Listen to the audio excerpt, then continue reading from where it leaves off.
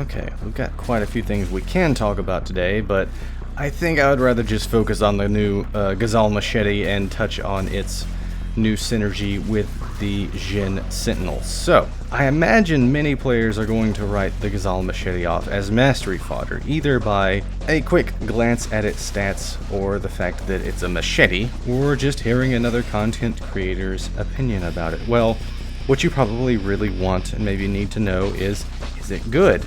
Well, yeah, I think it's fine actually. Statistically, it is the best machete overall now. The thing about melee and Warframe is, when you have body count, a proper melee build in addition to it will cover damn near every bit of content that the game even has. And part of keeping this game fresh, at least for me, is a little bit of weapon variety. I know some players get by just using Soma Prime and quick meleeing with a heavy blade, but me personally, I need a little bit of variation or I'm just going to get tired and burnt out, which getting burnt out and moving on to other things is not the worst thing that can happen, but I digress. Now, Sundering Weave, currently the only machete stance, is generally very disliked. I'm personally not sure where this comes from. True, there is absolutely a best combo in this stance and you won't use any of the others, at least not to the same degree of effectiveness.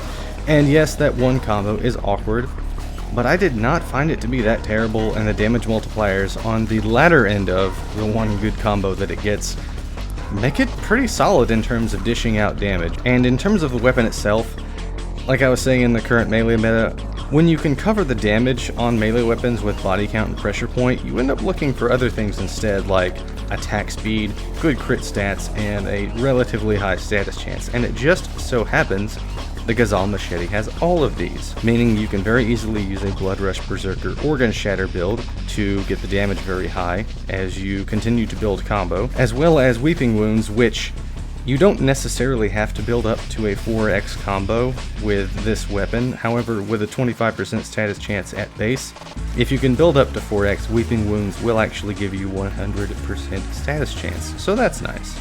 Now, this weapon is obviously not going to replace the top tier melee weapons in this game, but not every new melee weapon has to completely break the damage meta or be absolute dogshit mastery fodder. So if you're like me and you enjoy running melee only relatively often, like Work and Derelict Survival, then this might get you back into using machetes in addition to your Nakanas, your single swords, your heavy blades, and all of those sort of things. So the variety is nice. In my opinion, this weapon, statistically, is exactly what new weapons coming out should be. It's not too crazy, but it still has enough to work with and be relevant in the current meta. So especially for a weapon that's not a prime and not a special variation of a currently existing weapon, it's actually not that bad, and I don't think there's that much cause to hate on this thing. Now, lastly, I have to cover the synergy with Djinn, which I feel the range on Djinn's crowd dispersion is just not even almost enough to make this thing worthwhile. The damage is nice, but when you have a 5 forma Adarza Kavat like I do, Adarza does just absolute outright beat it in terms of damage, doing that damage consistently, and survivability. And if you're looking for crowd control, I think there are better Sentinels than Djinn anyway, which I'm not hating on it. What I'm trying to say is, if you're going to be using melee only, an Adarza is still going to be the way to go. There's really just no way around it. Now, having said that, it is an interesting synergy, and I think definitely with the devs being open to feedback on this, I would say if they wanted to make the synergy relevant, or at least make Djinn relevant, I would have Djinn be doing the corrosive proc and damage on every weapon without needing to have this particular machete equipped, but keep the exclusive damage towards the Gazal Machete when using Djinn. That way, Djinn becomes more relevant, and then you still have that synergy to a certain degree when you have the combo of them together.